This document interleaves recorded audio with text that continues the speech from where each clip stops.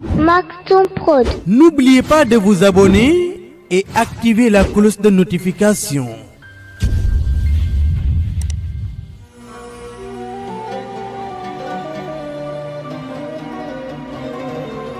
Rajulun fi qarnin, un homme dans un siècle. Chaque lundi à partir de 21h, Ma'al Oustaz Cheikh Ahmed Tijani Sow sur Maktoum Prod. لله ضر المصطفى في المواسم. على الدرة البيضاء كان اجتماعنا وقبل خلق الخلق والعرش قد كنا. ñiy sol manto fii ba ñuy daje sunu daje على الدرة البيضاء gisuma leen fa woon. والمصطفى إن شابت أفعاله أفعال والده فليس بظالم. أعوذ بالله من الشيطان الرجيم. بسم الله السميع العليم وصلى الله وسلم وبارك على سيدنا ومولانا محمد وعلى آله وأصحابه غر الميامين ومن اهتدى بهديهم واستنى بسنتهم إلى يوم الدين. إخوة الإيمان في كل مكان، أيها المسترشدين والمسترشدات، أيها المسترشدون والمسترشدات، السلام عليكم ورحمة الله تعالى وبركاته. mbokk dairatul mustarshidina wal mustarshidat, mbokk sympathisant yi nga xam ne ñooy suivre Maktoum Prod ci bépp canal internet, moo xam YouTube la wala WhatsApp la wala Facebook la wala Twitter wala Instagram. Extraordinaire moole yi nga xam ne yëpp ci la ñu koy suivre, ñu ngi leen di nuyu, di leen ziyaara, di leen massawu coono, di leen balu xaq, di leen bal xaq, di ñaan yàlla mu defal nu jàmm ak tawxiif, di ñaanal suñu responsable moral Cheikh Sidi Mouhamadul Moustapha Sy hafizahullah wa ayyad wa raa, yàlla sàmmal ko, dundal ko, aar ko ba mu dund ba li mu bëgg defal yàlla yëpp ci ndaw ñi, yàlla mottalil ko ko. ànd ko suñu jëwrin, suñu capitaine maam Cheikh Ahmed Tijani Sy Moustapha Maktoum ak mboolem mbokki boppam yu mbokkal tarbiya. ñu di leen nuyuwaat nuyu bu gën tedd, delloo ko ci nuyoo ba sunu maam ja Mor Saasum doomu Xaadima Jaxate Kala ba mu ñëwee Tiwaawan di seet ci Sëriñ Babacar Sy ni ko salaamun ka matlulin min al miski azfara ida chammahu anful habibi tazakkara gawaaniya min tibil azara bi yasribin wa bichaami yukinnil azkara mufakkira min al-aashiqi nnaasi iza hadasa al-wara hawan bi abi bakrin siwahu ala thara. nuyoo boobu jël nañ ko nuyoo leen ko yéen ñëpp,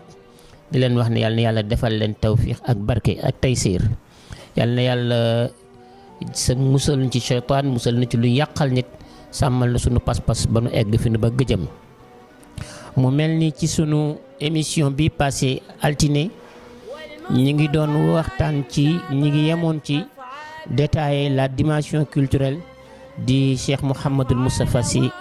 Al Maktoum hafizahullah wa ayyad wa raa. ñu tëjee woon ko ci discours bi mu defoon ci Université de Dakar. À l'époque c'était en 1985, tuddee ko l'école et son prof, traduire ko ci arab ne a'la madrasatin wa akbaru ustaziha.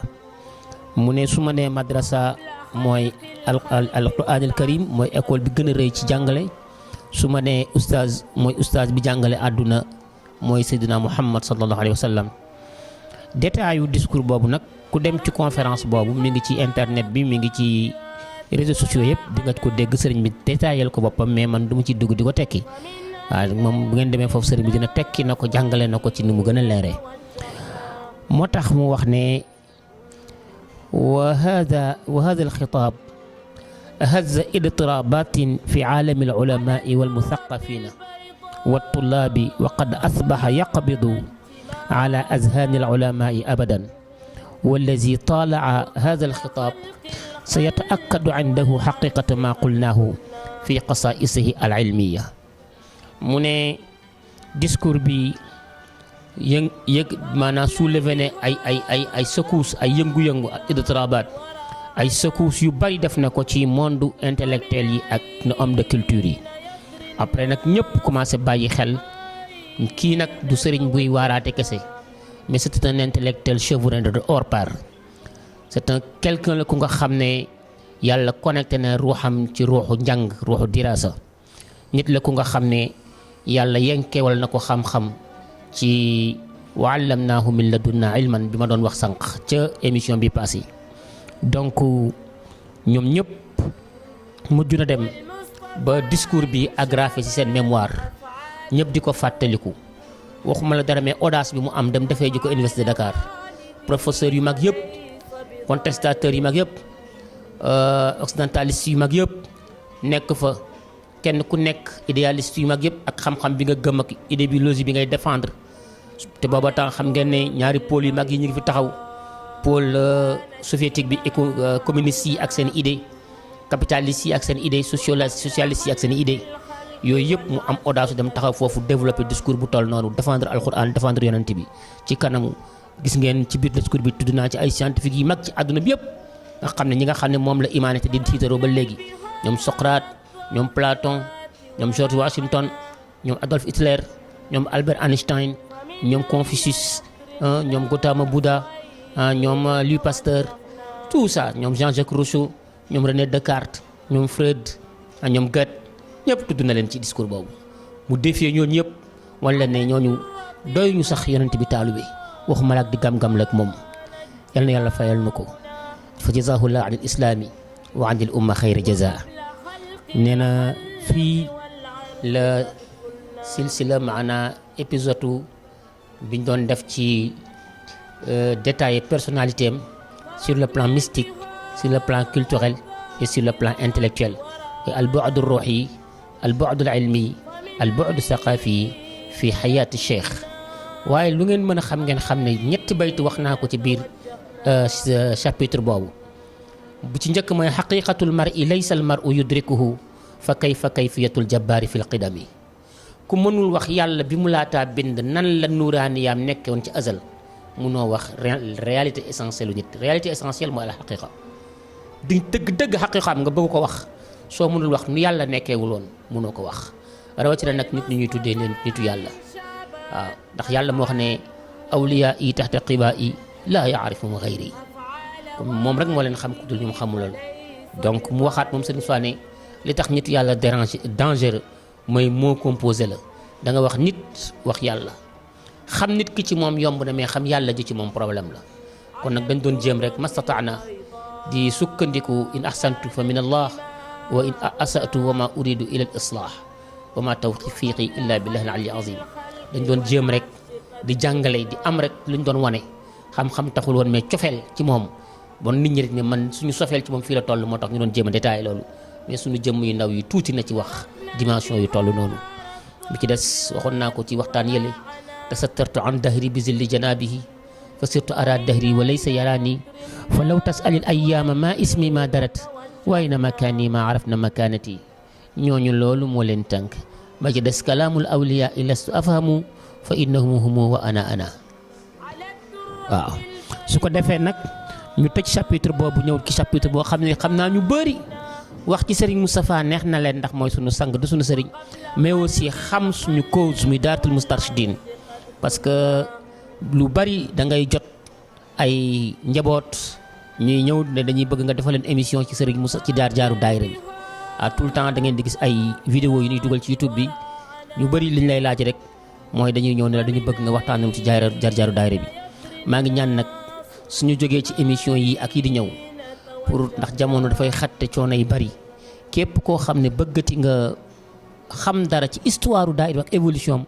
na nga connecté abonné ci Maktoum Prod su ko defee émission yi nuy wax lu ñuy nit di laajati rek lii ñu bind ci téere bi nga tuddi rajulun fi qarnin muy un homme dans un siècle loola rek lañ lay wax te déjà wax nañ ko fii kon nag ñun ñëpp nañ ñëw jàppale suñu chaîne Maktoum Prod su ko defee chapitre tey bi ñu dugg muy ta'sis daa'iratul Moustarchidine wal Moustarchidaat naka la ñu sosee daa'iratul Moustarchidine wal Moustarchidaat loolu nag mu wax ne inna kathiran min alxulataa wal asxaab yazunnuuna zanna alxata wallazina yactaqiduuna bi anna cheikh السيد الزعيم محمد المصطفى سي أنجز خطواته الأولى في القيادة بعد نشأة دائرة المسترشدين، فهذا الفهم خطأ فاضح، لأن الشيخ في سن الصبا والمراهقة كان يعجب رفقاءه وزملائه في المحظرة تصرفاته في التنظيم والقيادة، كان دائما يطلع أماما فكرة وقرارا مع جرأة ملائمة، فكأنما كونت شخصيته لأن الدعامة لأجل الزعامة، فكأنما كونت شخصيته لأجل الزعامة، أو ولد زعيما بنوع غير مبرر، وقد قبلت له بطانته هذا الهيئة واتبعوه على هذا السبيل، وذلك ما يفسر بعد مواقفه في الحوادث. mu ne ñu bari dañuy juum ci njort bi ni njort première réalisation yi Serigne Moustapha def ci organiser ak jiite mi ngi ko defee ci daa'iratul Moustarchidine ne loolu erreur la. nee na képp ku yaakaar ne Serigne bi daayira bi la njëkk a def muy lu muy créer wala mbooloo bu muy jiite wala ci la njëkkee def ay première pas am ci wàllu xiyaada ci wàllu jiite ci wàllu diriger nee na loolu xalaat bu juum la. njort bu yàqu la mu ne parce que moom sëriñ bi ci at yu ndawam ba âge ba korok muy egg ci âge de puberté dafa daan yéem di jaaxal ay àndandoom ak ay compagnon ñi mu daan àndal ci daara ji dafa daan leen jaaxal comportement am ci wàllu organisation ak ci wàllu jiit ak wàllu diriger. mësul nangu nekk al toppe à l'âge de 7 ans fekk na mu commencé moromam yi mu daan fondool yépp moo leen di diriger magam sëriñ Mouhamadul Mansour si bu Cheikh Ahmed Tijani si al Maktoum rahimahullah wax na ne suñu toogaan di fo ñun ñëpp dañuy toog moom day taxaw tiim ñu du nangu toogoon doog ñun wax nañu itam kenn mësu ko gis mu sol lu tilim saa yuy génn rek day fekk maam soxnaa su solal na ko ba mu set sol ko yére yu rafet mu doog nangu génn waxoon na itam amoon na habitude saa yu solo day dem ba fekk kaan bi sëriñ maamam sëriñ Babacar si daan yore mu jël kaan bi daal di koy téye tëral kaan bi di ci ñaan di ci mel ni ku ciy ñaan su ko defee maam asukan day toog di yëngal bopp bi rek mu teg kaanu sëriñ Babacar si bi ñaan ba xolam sedd mu diw ci kanam doog a génn loolu nag lan la yàllaa xam lu mu ca doon ñaan yàllaa xam en tout cas bu doon da si doon ñaan pour yàlla may ko mu nekk njiit luy jubal ndaw ñi moom ñaan nga yàlla nangu na ko ndax ku nekk ne xam na ne kaanu Serigne Babacar Sy moom du kaanu nen nee na itam toujours da daan teg devant frère am boobu tam wax na ne bu ñu indiwaan dara ci daara ji may leen ko wala kenn seet si leen may leen dara romb leen fi ñuy fooyee may leen dara moom lañ koy jox ku ñëw rek par intuition automatiquement rek da ngay ñëw rek jox ko ne ko Moustapha am mbokk leen ku ñëw rek di leen jox dara da ngay ñëw jox ko ne ko Moustapha am mbokk leen léegi moo jël mooy séddale te lu mu tëral tam ñëpp dañ ciy d'accord ndax séddale ba day maandu nee nañ tam ku manqué le wala nga xeeb lañ la jox mu jël bosom jox la moom ña xañ boppam nee nañu foofu la ñu commencé wax ne inna hadha al walad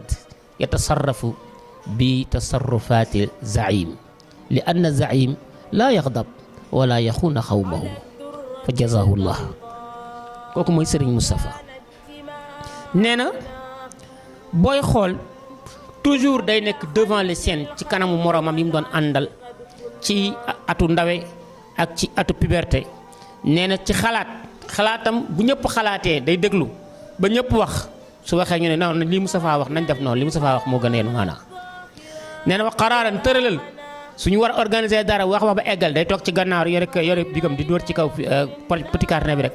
bu ñu waxee ba dara mu ne non man gisewuma noonu xam nga noonu lay waxee de man gisewuma noonu mais je crois que bu ñu defoon nangam ak nangam ak nangam su ko defee ñu ne non loolu ni Moustapha wax noonu la nañ leen def loolu foofu nag lañ ko commencé wax Serigne Moustapha non waxuñu ko directement Serigne Moustapha mais ñu ko koy wax comme ay ñun dañoo coloniser ñu naan ko mara maanaam dagg marabu ci Sénégal mooy Serigne léegi nag ñu dagg marabu ji naan ko mara turu mara ji bi mu ko nit en 86 je crois la ñëpp wax ne Mara daal dëppoowul ak cëru yàllam nañu koy wax Serigne Moustapha Sy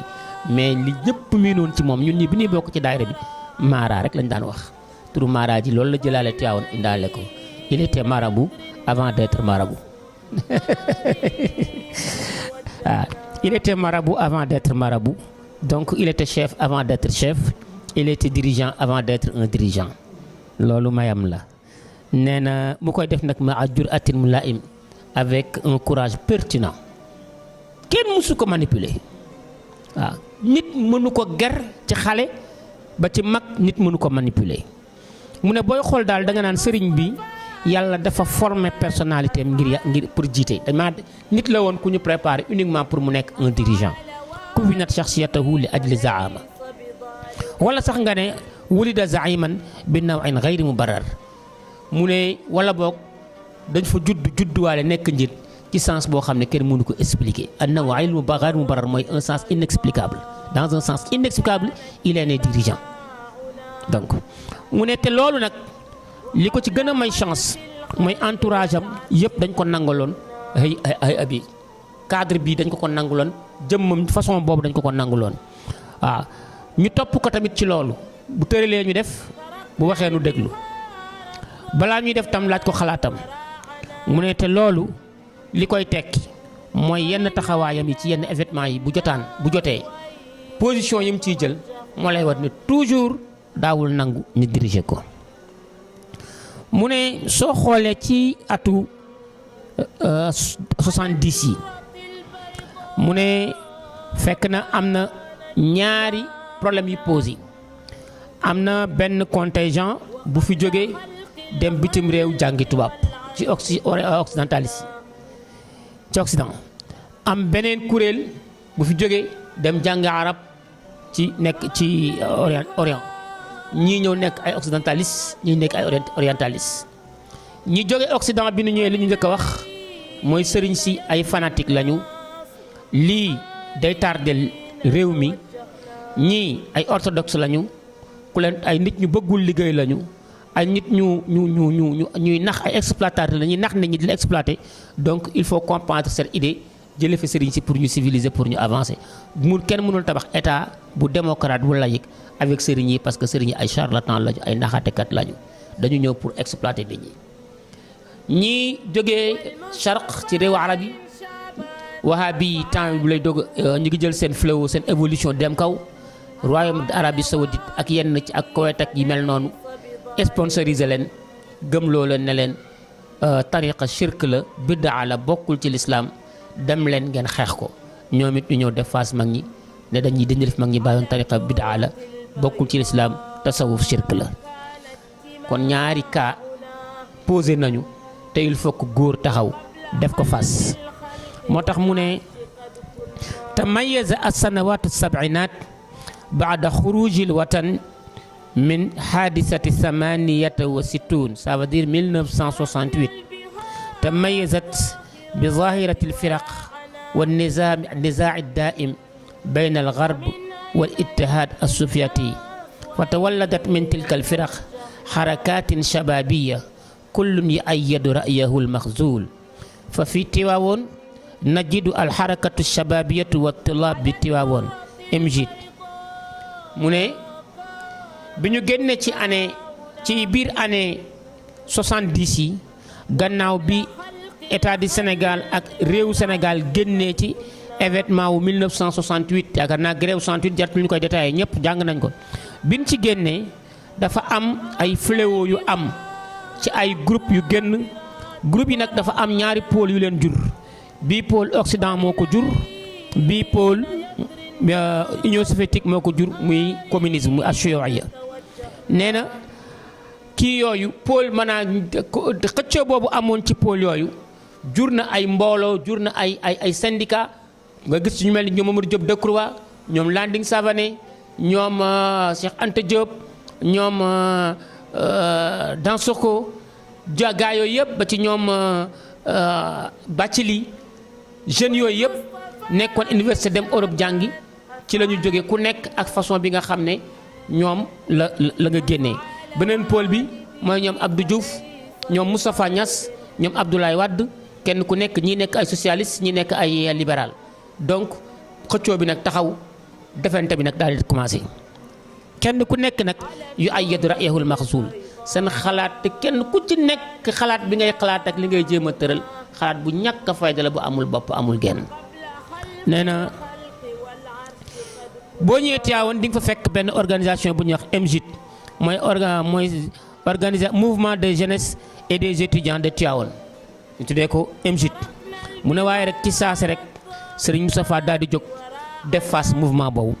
boobu lu nekkoon yitteem mooy créer benn pôle culturel bu bees ba wane ne mag ñi dañoo juum lii ñu tëral ay bidaa la ay fawda la anarchiste la daf fi war a jóge nit ñi dañu war a évoluer toppi xam-xam mais xam-xamu daara yi ak téere yi mënul yóbbu nit fenn te Sénégal dafa war a évoluer Serigne Moustapha daal di jóg def face boobu mouvement an tariq al ilmi wa thaqafa mu daal di bada yumarisuhum fi muhadaratin jamhuriyatin wa tabadulu ara'in hawla tawilatin mustadira ala mantiqin ajazu an at-tahaddi bihi fa daqahum munzu wuladati al-haraka nee na mu commencé nag def leen face moom Serigne Moustapha mais ci yoon ci dans la voie du savoir et de la culture mu def ko ci xam-xam def ko ci saqaafa ci culture mu commencé di jonjoog ñoom di organiser ay conférence publique di leen ci invité di détailler idées yi di leen wan ñoom idéologie yooyu ñu gëm lan moo ci baax ak lan moo ci ay erreur di organiser ay table ronde ci biir table ronde yi bu ñu ci demee ci discussion yi mu indi logique yoo xam ne ñoom dañuy lot pour défier logique yooyu dee rek mouvement yooyu judd noonu la écrasé ñu jeex dem lakin cheikh dabbara xiilatahu fi nitaaqin awsa fa naada asxaabahu li shawirhum fi amrin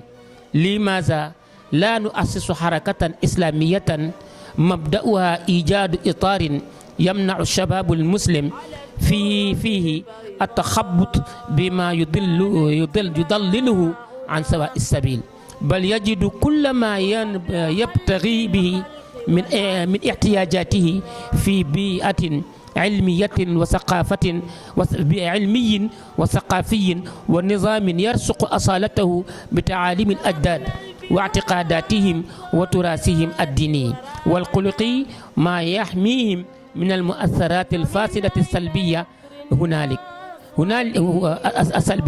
هنالك نشأت هذه الحركة باسم الحركة الشبابية لمؤسسات الإسلامية والطلاب في السنغال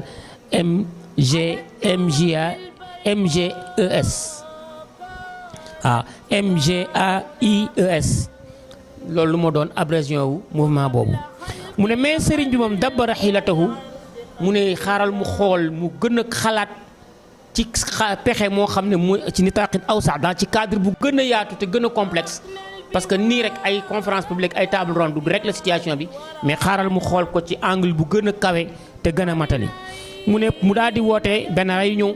invité ci jeunes yi nekkoon Tivaouane intellectuel ci ñaari pôle yëpp arab ñi demoon bitim réew ñi nekk ci daara ji ak ñi jàngi France arabe wala ku jàng français ñoom ñëpp mu invité leen nu ñëw ak sëti sëriñ yeeg doomi sëriñ yeeg jarbaati sëriñ ci biir Tivaouane ñu sant si mu ne leen pourquoi pas ñu créer benn mouvement islamique boo xam ne dañuy amal ci biir mouvement boobu cadre bu nga xam ne day tax jeunesse bi dootul làmbaatu li muy dund lu muy jël culture ci Occident day xam fan la ci teg tànkam li muy jël ci culture ci Orient mooy arabe yi day xam fu muy teg tànkam jàngale itam li fi mag ñi bàyyi xam loola naka lañ koy rabbe ak ñaari culture yooyu pour tabax ci beneen culture boo xam ne c'est une culture sénégalaise islamique nee na te loola bu ñu ko defee ñu daal di lépp lu ñu soxla rek ci wàllu googu dañ ko fay def ci biir ci wàllu xam-xam wàllu patrimoine jikko diine ak jikko ju baax loola dana leen mën a aar ci tendance yi nga xam ne mooy tendance yu bon yu négatif yi nga xam ne mooy jógee ci bitim réew di ñëw ci ñoom ba ñu dajee ci réunion boobu synthèse réunion ba lañ ca tëral mooy ñu d'accord nañu créer benn mouvement islamique ci jour boobu biñ ko créer ñu mouvement baa doon alxarakatu shababiya li muassasat al islamiya wa tulab fi Sénégal muy mouvement des jeunes pour des jeunes des organisations islamiques et des étudiants du Sénégal donc ñi jàngi woon arab ñoo créé woon al munazamatu shababiya organisation islamique yi ñu boole ci tamit ñi nga xam ne ñoo bitim réew muy organisation des étudiants ñu tuddee ko nag organisation des étudiants et des mouvements islamiques du Sénégal mu daal di nag jël ñaari pôle yëpp loolu moo indi pertinence bi nekk ci daayira bi ba nga xam ne intellectuels yi nekk ci daayira bi yëpp dañoo géeju ci culture islamique bu ñu làkkul arab tam bu ñu la décortiquer enseignement yonent bi rek nga daanu ñi ci nekk itam ay arabisants demuñu jàngi Occident suñu la décortiquer culture Occident rek nga jommi parce que déjà moom def na format maanaam jaxasoo bi teel na ko def ba ku nekk dem def échange de culture ci sa morom yal na yàlla fay ko. loolu mouvement boobu la ñu abrégé woon tuddee ko MJAIS wa tadammanat al haraka ila rabitati al harakat al islami fi Sénégal ñu jël nag mouvement boobu dem yóbbu ko mu fédéré bokk ci mouvement association des mouvements islamiques du Sénégal bi nga xam ne Baye Tëxam son oncle Serigne Abdoul Aziz Sy Al Amin rahimahullah moo ko jiite woon muy FAISE fédération des associations islamiques du Sénégal. FAISE boobu comme ni mu ko waxee Serigne Abdoul Al Amin moo ko jiite woon ci temps boobu mu profité ci occasion boobu pour mën a def face les autres associations parce que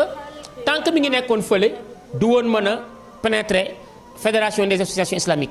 mais en tant que léegi association islamique il a le statut et le droit de pénétrer cette fédération bi mu ci duggee nag ci la commencé di dugganteeg ñoom ci la xamanteeg waa UCM ci la xamoon mooy union culturelle musulmane ak yeneen mouvement yu bari yoo xam ne ñi ngi woon ci Sénégal mu dem ci ñoom dirigeants yi nekkoon ci mouvement yooyu gis façon de bu muy waxee façon bi muy défendre dëgg façon bi muy développer xam-xam ñu ci bari rocceeku ci mouvement yooyu ñëw fekk ko ci mouvement boobu su ko defee nag nii la préparer personnalité am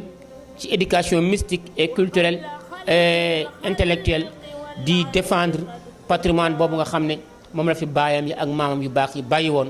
ba mouvement yooyu naroon yàq yépp kër gi ak tariqa yi mu def leen face éliminer leen mu ne nag fa taasisu daairatil mustarshidin wal mustarshidaati lam yakun shay'an jadidan fi barnaamiji cheikh wa tumuhaatihi al aaliya lakin hunaalika taxayyumun saxiirun fi taasisi daaira wa nashati daaira wa yajibu tafsilu fihi mu ne mu ne kon nag sosu daairatul mustarshidin wal mustarshidaat lam yakun shay'an jadidan nekkul lu bees ci programme am ak ay ambition fi barnaamiji cheikh wa tumuhaatihi al aaliya ses grandes ambitions ak ay programme am daayira bi du loolu moo doon du loolu rek mooy ambition am ça veut dire daayira bi étape la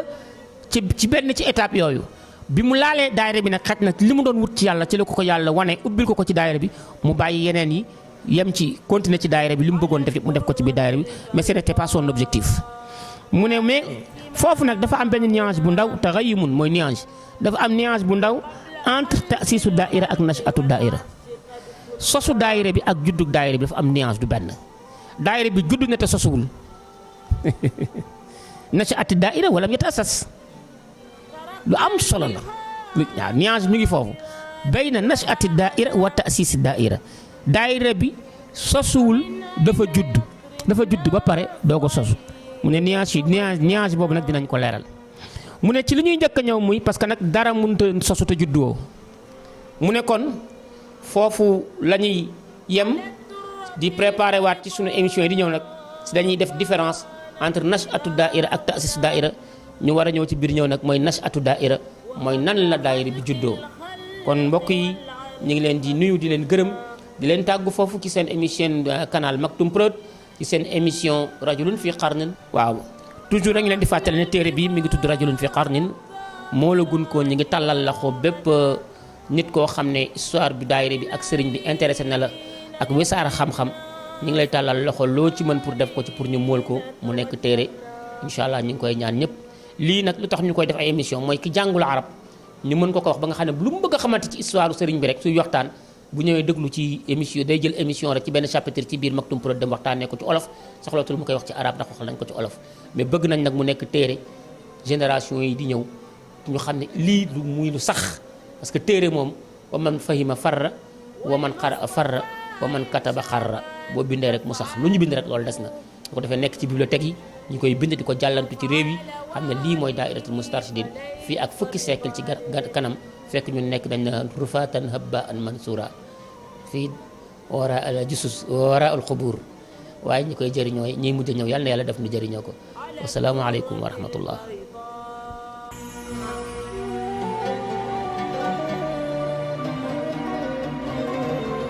Rajulun fi qarnin,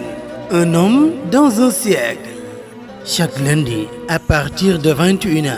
Ma'al Oustaz Cheikh Ahmed Tijani Sow sur Maktoum Prod. Lillahi darrul Mustafa fil mawasimi. على الدرة البيضاء كان اجتماعنا وقبل خلق الخلق والعرش قد كنا ñiy sol manto fii ba ñuy daje sunu daje ala durratil bayda gisuma leen fa woon والمصطفى إن شابت أفعاله أفعال والده فليس بظالم